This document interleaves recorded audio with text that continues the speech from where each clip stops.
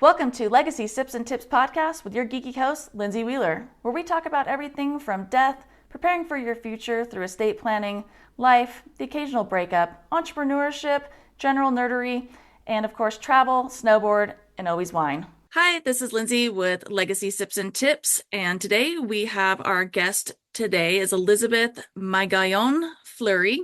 She is with Life's Encore, which is a super cool business based out of Reno, Nevada. And I'm going to have her introduce herself and talk a little bit about that and what her business does. And we'll go from there. So, hi, Elizabeth. Nice to have you on today. Hi, thanks for having me, Lindsay. I really appreciate it. So, perfect. So, you told me a little bit about yourself. So, you're married, you have an awesome husband named Steve, you have one son, Aiden, who's about 23. You guys are not from the Reno, Nevada area, though. Where are you guys from originally? San Jose, California. I was born there, lived there my whole life, spent about 8 years in Grass Valley. And then we moved back to the Bay Area temporarily until our son was going to finish with high school. And we had been contemplating Reno. And in 2018 is when we said, okay, great, we're going to make the move. And then we just needed to wait for our son to graduate high school and decide what he wanted to do with college. So we moved here. It'll be 3 years in a couple of weeks, and we love Reno. It was just such a great choice, and we just love living here. That's perfect. So yeah, so you're an animal lover, you said. I like your painting in the background of the fun llama there. And Oh, thank you. yeah. Your first business was Positivity Perfect, and it's a pet sitting service. Tell me a little bit about more of that and your entrepreneurial journey, Yes. really.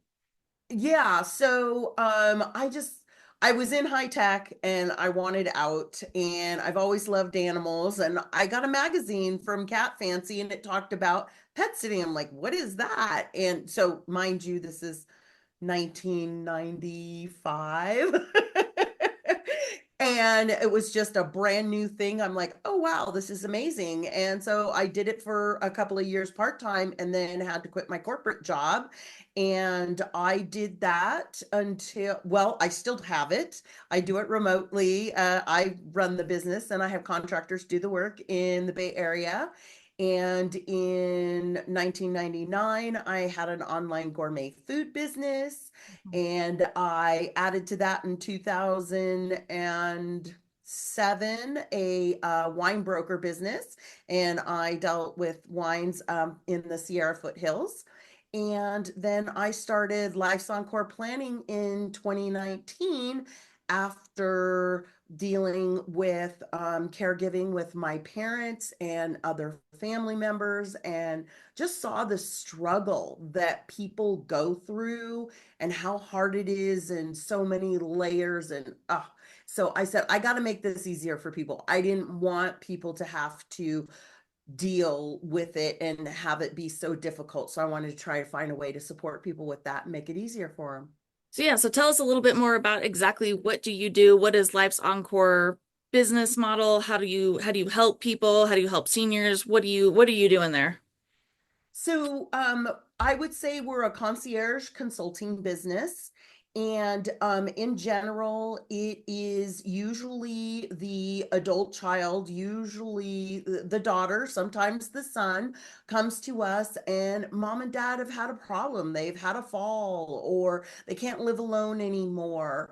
In some instances, which is my favorite, is they come to us proactively and say, hey, I want to support my parents better.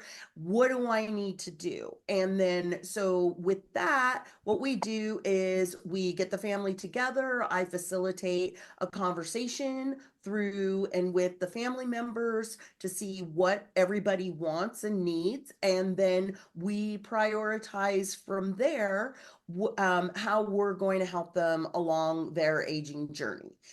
It always starts with the legal and estate planning, because without that, we can't move forward. And that's always the first place we start. And then we go through items, and I support them through financial, with, finding the appropriate partnerships that I have. I'm not a financial planner, I'm not a lawyer, but I meet with wonderful people like you who can support my clients through that part of the journey. And then I support them to ensure that they dot all their I's and cross all their T's to make that happen.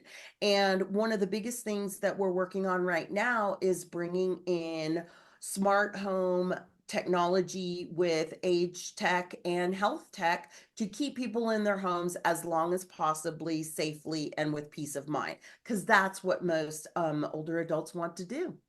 Yeah, so that's a good question. So how would this scenario play out? So say I come to you and I said, "Hey, my parents are getting a little bit older. Maybe they're in like their early 80s or whatever, and they're still doing pretty good, but they're starting to decline a little bit. They're getting down. They've had their house, their family house, for the last 45 years. What does that conversation look like? So maybe I'm an only child or I have a sibling, so maybe we come together to you and say this is what we need. How do you then facilitate that? So do you come out, you meet with us as a family, and then you kind of figure Yes. out. So how does that work? Because I know a lot of people get in their older age a little bit hostile. Maybe they get a little cranky. They yell at people to get off their lawns.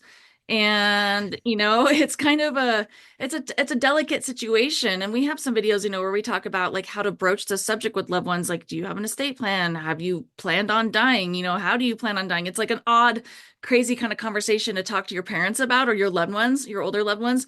So how do you guys do it? So I know you have a cool little handy dandy, like kind of, handout, if you will, about how to kind of do that, which is great because we're coming into holiday time. There's no really optimal time to discuss this with family members. So what does that whole process look like? So I've come to you, I said, "Hey, this is what's going on. We need to come up with a plan." You meet with us, do you come to home? Do you do a home audit? What does that look like? So first, you would come to me, and my next question would be, are you an only child or do you have siblings? And then if you say siblings, I'm like, okay, great. So I want the two of you to get on board, or three of you, or whatever. Is everybody on board? Let me kind of know the family dynamics, right? Maybe you guys get along great. Maybe you don't. Get that part of the dynamic. And then understand what your feelings are and with your parents or loved one. And then what I like to say is, we don't have to have one big huge conversation, Mhm. right? Because that can be overwhelming. That is the big thing, is you don't want to overwhelm your older loved one. Or feel like And they're so being we can, ambushed, you're like all of a sudden, like right, you show up and you're just exactly, like, "This is what's happening." right, People are going to be like, "Wait, exactly. what?" And so a lot of times too, a good way to approach it is from your own point of view, right? Or, hey, mom or dad, I have a friend and she's dealing with this situation with her parents and she's really struggling. And it made me think of, Mhm. right? So you are, you're not just saying, hey, what are you going to do? It's, I've had this situation. I know someone else who's dealing with this. Um, and so maybe you start these little conversations to kind of get a feel for the room of how everybody's feeling. And then once you're good with that, then you can sit down and say, hey, why don't we all get together now? And let's have a conversation together. And I help along with questions to ask prior to, or if we get together and you want me there to facilitate, I can be there in person or we can do it over Zoom. It just kind of depends on where you are in the country and where I am. And then, just I facilitate it to kind of keep the calm, keep Mhm. everybody calm, and to make sure that we work our way around the room so we don't have just one person or something being the one who is overtaking the conversation. We want everybody to feel like they've been heard, listened to, and had the ability to say what they are really feeling, not what they think you want to hear. Because Right. a lot of times that's what older adults will do as well. Yeah, and I think a lot of the older adults too, we're coming into the biggest, generational wealth exchange, if you will, with these boomers. And so it's a big shift. And a lot of them are very private. They don't want people knowing their business. They're very independent. And so have you found that that's a difficult conversation to have with them, that, hey, you're not, 26 anymore, you're in your mid 80s, maybe early, 90s, if you will. And of course, I think that everybody wants to stay in their home for as long as possible, but I know in-home healthcare can be extraordinarily expensive as well. So where do you get to that point where, how do you get to that point, really, in that conversation? Well, usually, that's what they're going to say. They're going to say, okay, I'm staying in my home. And okay, great. That sounds like a great idea. What have you done to plan for that? Mm. Because you know what? It's more than just putting up grab bars in the shower. If that's what you want to do, then we need to look at it. So I can come in, I can do an in-home assessment and see where things are that need to be updated, replaced to keep you safe in your home, right? And when we come from that point of view, I think that lessens the anxiety of, oh no, they're coming in here and they just want to move me to a retirement community, Right. right? You'll also find that sometimes when it's a couple, one is like, I want to go to the retirement community. Sounds great to me. I don't have to worry about the house, this or that. And the other one's like, no, I want to stay. So then there's that dynamic that we need to look at. And also, I always want to show people because they'll say, I can't afford to go live in a retirement community. That's always a really big thing. I can't afford that. But if we sit down and we budget, okay, this is everything that you're already paying. Now we've done the house assessment and we're going to need to make X, Y, and Z updates and modifications. This is what it's going to cost. And then the ongoing um help maintenance that you're going to need. Yeah, you're mowing the lawns right now, but you may not be doing that in 5 or 10 years. So Right. what is that going to cost? So we need to look at that long term. So then they really have the option to look at apples and oranges to make a decision. One of the other things that I also say is, if we find that the house you're in now isn't working for you, that doesn't mean that you automatically have to go to a retirement community. Maybe we just need to find you a home that suits you better and that maybe we have to make less modifications to. But it's not an all or nothing. There are lots of options out there. Mind you, budget, finances make a big difference, but however, the sooner we do it and start looking at it, the younger you are, the more opportunities you'll have to budget and plan. What we don't want is for our loved one to fall and then not be able to use their bathroom until 3 months later when we can come out and have it remodeled so it works for their new reality. Right. And that's an interesting kind of thought process there, or like situation of that. Most people, and in my industry, wait till it's too late. Always wait till it's Exactly. too late. People, think, well, I'm good. Why do I need to have this? I'm not going to die, or I don't need my house remodeled because I'm fine getting into the shower. I'm fine being mobile or whatever. But like you said, is usually it's that one instance or that one accident that happens, and then it's a cascading effect from there, and people go downhill so quickly. So how it's really interesting with your background in tech. So how do you marry the whole, like you're talking about the new tech that's coming out to help these people stay in their homes longer? What does that kind of tech look like? Well, a lot of people know about some of the simple things or that are have been out for a while, like our smart speakers and our smart displays and our doorbells and our digital locks. And those are usually the things that we'll start with if the client doesn't already have them in place. And then moving forward, automating your blinds, your lighting to change, whether it be motion censored or time censored. blinds. Like one of the big things that is a problem in my own home that I have to take care of, and I just had it with a client. They have a beautiful big window over their tub, but they have to climb into their tub to move the shade up and down.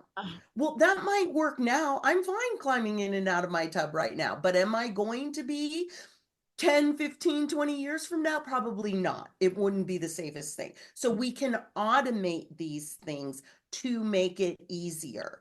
And both the bathroom and the kitchen are huge places. You can change knobs on stoves, alarms, and that's not even talking about all the different ways that your loved one can be monitored in their home. And we're not talking just about cameras. There are things that will just show like a stick figure or sounds. So it's not just, oh, I'm going to have cameras watching you all day. Right. I'd say people Monitoring think is that. right. That's all they think of. And it's like, no, no, no, no. You would be so amazed at all the products that are coming out inside your home, outside of your home for your health and things, like a lot of people too, a lot of older adults, because of COVID, we have so many more opportunities now with, telehealth and monitoring your Apple Watch. Oh my gosh, it's amazing. And so these are the things that we bring to people to, help them to stay in their homes so that also that their children or whoever is their caregiver doesn't have to worry because they know there's a backup plan and some way that mom or dad isn't going to fall and be lying there for the next 24 hours before somebody figures out, hey, I haven't heard from them. Maybe I better check in on them. Yeah, and that's interesting because I know a lot of people who are older really struggle with tech. So is this more that their loved ones who are a little bit more savvy are monitoring and using this tech as opposed to the older people that you're serving using that tech? Because I know like my 92-year-old, she would call me and say, I can't figure out the TV, and she would just had switched the HDMI over. You know what I mean? Like that was too much for her alone, let alone, keypads and numbers and computers and Right. And so with that, there's also a lot of different levels to the tech where we can choose products that are going to be easier for them or a little more advanced to fit their current lifestyle. And then with the concierge part of our service is we're going to bring it in. We can either install it or we'll hire somebody to install it, depending on what it is. A lot of times, sometimes the manufacturers will even come out and put it into the home for us.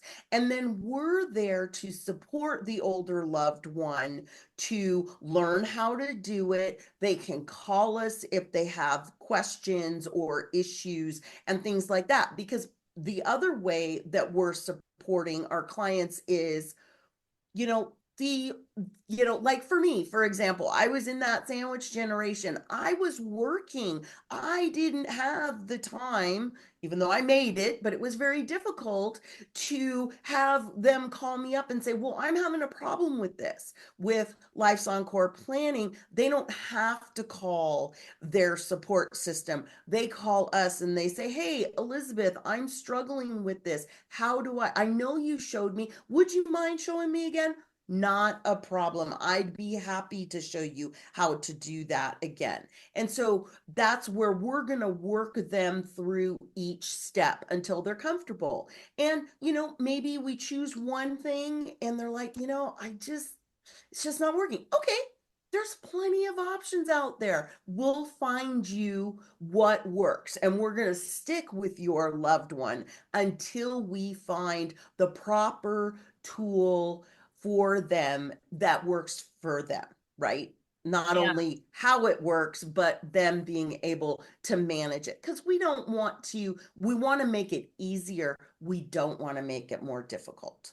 So your role is basically trying to get them set up to that. You're not providing like the in-home health care or anything like that or the assistance. You're just facilitating, keeping them safe, keeping them monitored, making sure that they have the ability to stay in their home as long as possible. And then their loved ones facilitate having like a nurse that comes in or a caretaker or whatever. But you guys would facilitate the like getting the lawn mowed, or are you just helping them also facilitate that? We're also facilitating that as well. Hmm. We've already done that, right? So I had a client and her mom needed help in the home. She was working, she didn't have time. I said, that's fine. Okay. So I got an idea of what her mom was struggling with and what she was looking for to support her mom. And then I went out and I interviewed some caregivers. And then knowing what would be good, then I got the appointments together and set it all up. So all the daughter and her mom had to do was be together when the caregiver came so they could meet them. And then I helped facilitate, okay, now how are we going to pay this person, right? Because they have the option of they can hire somebody on their own. And then there's the whole payroll and how that works and making sure taxes are paid versus going to a company that does that, say like Home Instead or Visiting Angels. But I can support with that as well for that initial part of getting them into and bringing in all the appropriate support that they need in the home. We can help with that as well, whether it's in the home or outside of the home. That's super important because I know it's difficult for people who are caregiving. It's a huge burden. Like people don't understand and they feel guilty and they feel overwhelmed and it's exhausting. And so being able to kind of offload that a little bit and that burden to you guys to kind of facilitate that is huge. Like that's a nice gift you're giving to everybody. Not only is you because you're also taking away that kind of family dynamic that, sometimes family members get cranky with each other or get irritated or frustrated. You're kind of taking that away so that stress level is kind of reduced, which is I think a huge thing. Well, and yes, and it also opens the opportunity that when the adult child comes to see their parent, they're just coming to see their parent and Yeah. spend time with them. They're not coming and then having a laundry list of all of these things that they need to do for them. Now they can spend quality time together instead of a big round of to-do lists and, how do I help and support you and everything. That's super cool. I love it. This is a nice program that you're offering here, and I think it's going to be Thank very you. valuable. And so you're not just geographically in one area, you're all over the place. You're national, right?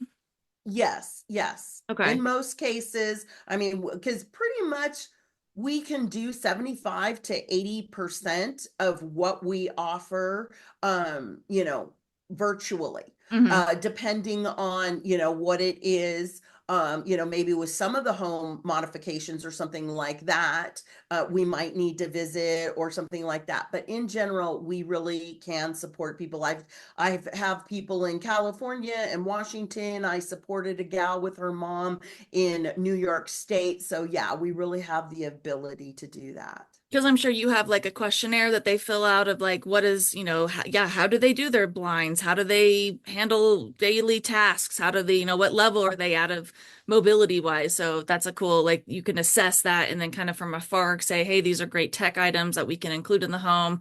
Here's a contractor or whatever. Here's some modifications you might want to make to the bathroom or to the kitchen. Yes, yes. And then if, most times they won't know who to hire or what. So Mhm. I say, okay, well, here are the things, these are my recommendations. And we always want to try to have multiple price levels Right. as well for doing the same things. And then, we help them to decide on what that is. And then we go, okay, now we need to get the appropriate person to come in and do it. Maybe it's just a faucet change and then maybe the family member is going to do it. But if it's going to be, remodeling the bathroom, I can help you to set it up and design it. And now we'll bring in the professional contractor with all the licenses and all of that to get that done for you. That's super cool. I love it. And then so you're saying you got Thanks. into this because you were struggling with this with your family? Yes. So my parents came to live with us. Well, they came for my mom. They had only moved to Washington State. They'd only been there a little over a year, and my mom was struggling with her health care. I said, just come back to California, go back to your doctors, because it was an existing thing. Mhm. And I said, you'll get it figured out, and you guys can stay with us for 3 months or whatever, and then go back. Mhm. And unfortunately, it wasn't until 13 months later that they were able to go back, and they were able to go back to Washington, but they weren't able to go back to the condo that they lived in because Uh, now my mom had mobility issues and all of this. So I found them a wonderful assisted living place to live in and, moved them up there. And so after everything that, I saw, because I had to help my dad, because my dad was trying to take care of her. I had to take over finances and things. And I'm like, I need to make this easier for people. yeah, That's just, and I had helped with my grandmother prior to that and other family members, but it was with my parents that it really just was like all in, right? With yeah, helping and supporting them. And I'm like, okay. And I'm very tenacious and stick with it and all of that. And I could see other people just being completely overwhelmed. I mean, I was overwhelmed yeah, as well. But, we all have our little wheelhouse of things that we can handle and not. And I also say to people, if they're confronted with a caregiving, situation, that the first person they need to be honest with is themselves. Mm. And what, what can I do? What am I willing to do? Be honest about that and don't just leave the guilt at the door. Okay. Just don't go there, right? We all have things we can and we cannot do. The most important thing is whatever you're not able to do, if it's your loved one, like for me, for my parents, I'm not there in Washington. So what can I do remotely? Well, remotely, I can take care of their finances. Mhm. The other things, I make sure that someone else is in place to do the caregiving and all of that. So that's what we all need to do and understand when we take on that role. Yeah, and it's difficult. Like, I mean, that's my wheelhouse. I do estate planning every day. I handle all these papers and all these things. And when I was doing it for my loved ones, like it's very overwhelming. Like, because not only are you running your own life, and usually at that time, either you have kids who are getting older, you're in that sandwich generation of taking care of your kids or transitioning your kids out, and now you're taking care of your parents, and it is extremely overwhelming. And you feel like you're supposed to handle all this. This is your obligation. This is what you're supposed to be doing. This is your burden to carry because they carried you, as a child, and you will. And it's an interesting dynamic to go exactly that. This is not what I'm good at. This is not what I'm skilled at. There's no shame or guilt of offloading this to somebody else who does that better, who is going to handle that better, who's not going to have that emotional wear and tear on themselves. And I think that's a very difficult thing that people have when they are caregivers to do that. So when you talk about the finances though, so how do you guys facilitate that? You guys don't do that, but you set the systems in place for others to do that, or how does that work? Yes. So, like I said, so the first thing we'll do is making sure that they have an estate plan. And if they do have it, is it current? Right? Because we know we need to keep checking these things because, things change.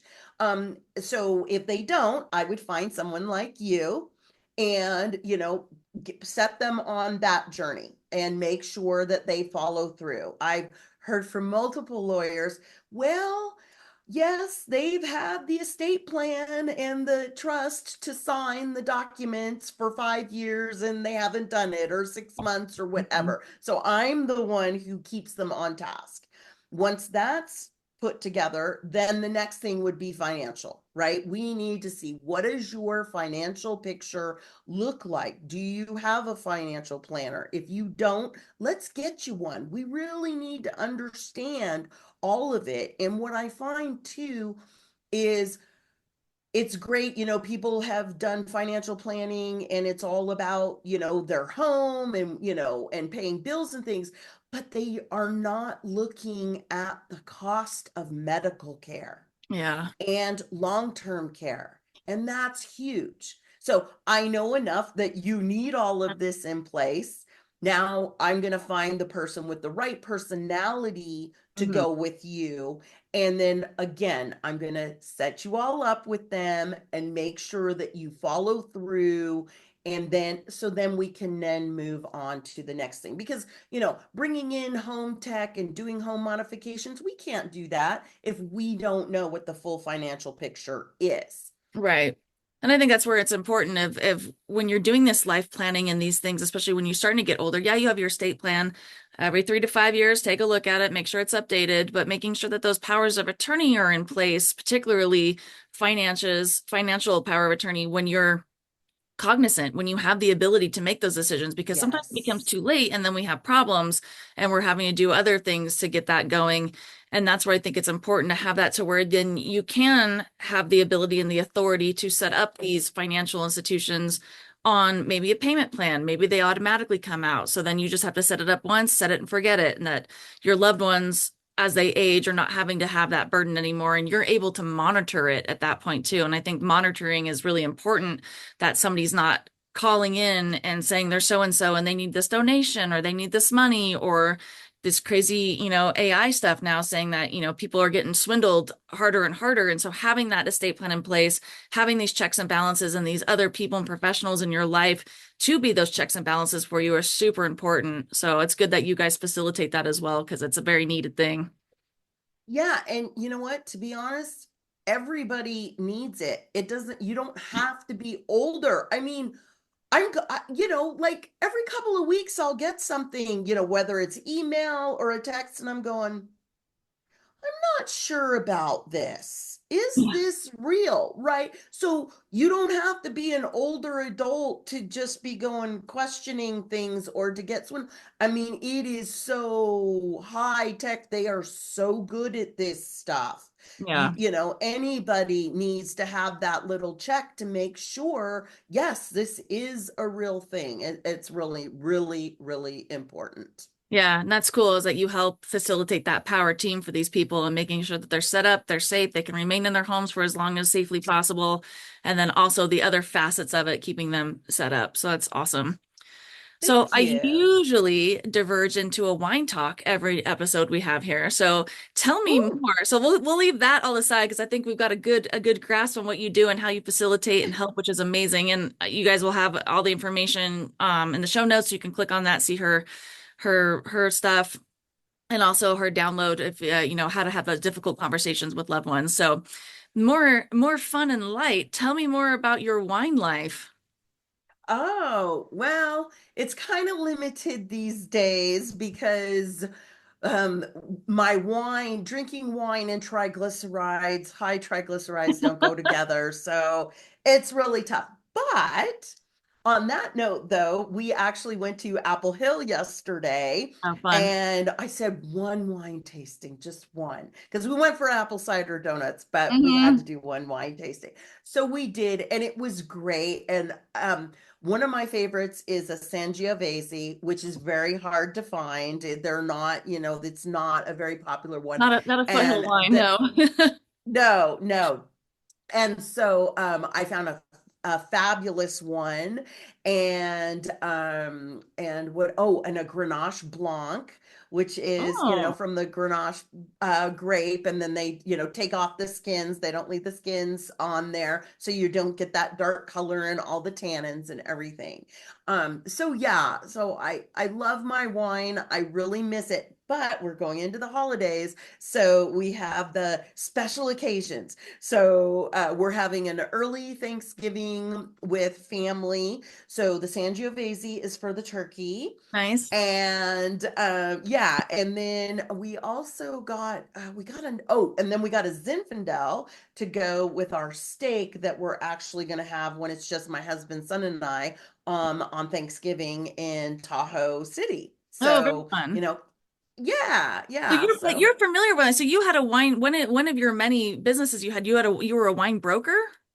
Yes, That's an So interesting we line lived to in get. Grass Valley at the time, and Hmm. so there's a lot of boutique wineries, between Nevada County and Placer County and El Dorado County, and so I would sell the wines for from those small boutique wineries to restaurants from like Sacramento and in through Tahoe. Very cool. How long Yeah, it did you was guys have fun. that business for? Um, I did that. It was the timing was not the best because I started, like I said, in 2006, 2007, and then we had 2008 and all that. But I Wow. did that for about 5 years because that kind of parlayed into the gourmet food business, which I'm very much into cheese, and cheese and wine go together. So we did a lot of cheese and wine pairings as well. And so we either did them in our home or went to people's homes. And then we also did some for some of the local wineries as well. Very cool. Do you guys still have those businesses or no? Not anymore. No, we closed both of those. They need I needed to either expand, and with the change and going back to the Bay Area, it just wasn't the right time. I missed them Yeah. lots. But it left the opportunity open for me to start Life's Encore planning. And with our huge aging demographic right now, and all the wonderful advancements that are out there, which so many people don't even know, have no idea of all the great things that are coming down the line to make their lives easier as we grow older. And, whether it's legacy planning like you do, or what I call thriving in place for Mhm. people staying in their homes, and then also longevity. Is huge. And the more that we have these longer lives, but we're not always having a great health span in Right. those added years. And so that's another wonderful thing that we like to strive for to support people with.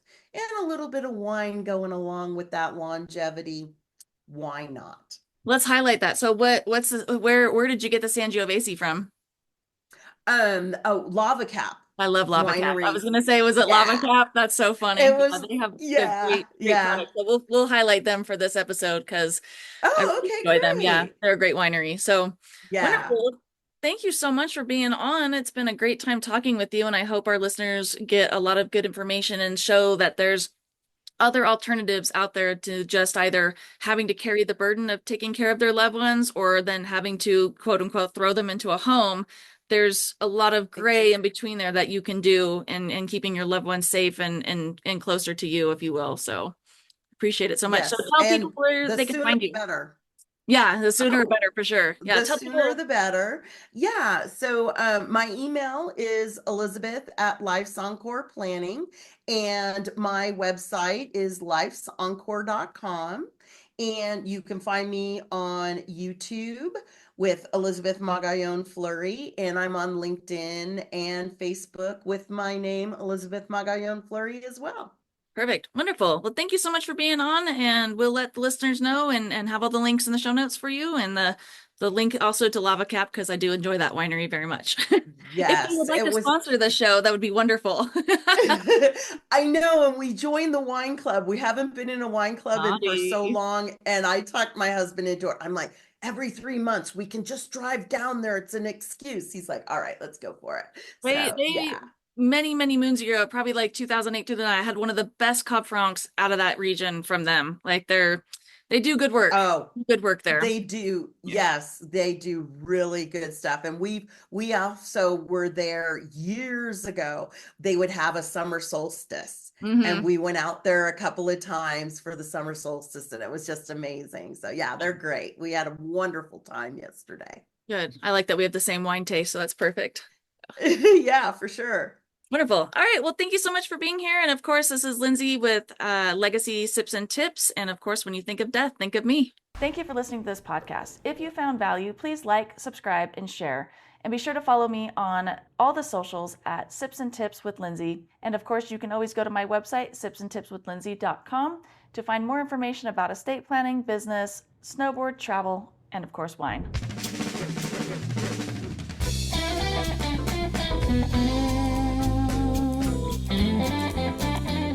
As always, we have to get the legal stuff out of the way. I went to law school, so you don't have to. However, we have to read the special disclaimer that I am not a practicing attorney. I am not your attorney. I am not offering any legal advice in any content or any episode. All content is for your information and educational purposes only. It is not a substitute for seeking your own legal advice from your own attorney or other professionals such as a CPA or financial advisor. I cannot give legal advice and do not offer any legal services or legal advice, but I do offer some fun and educational content for you to enjoy.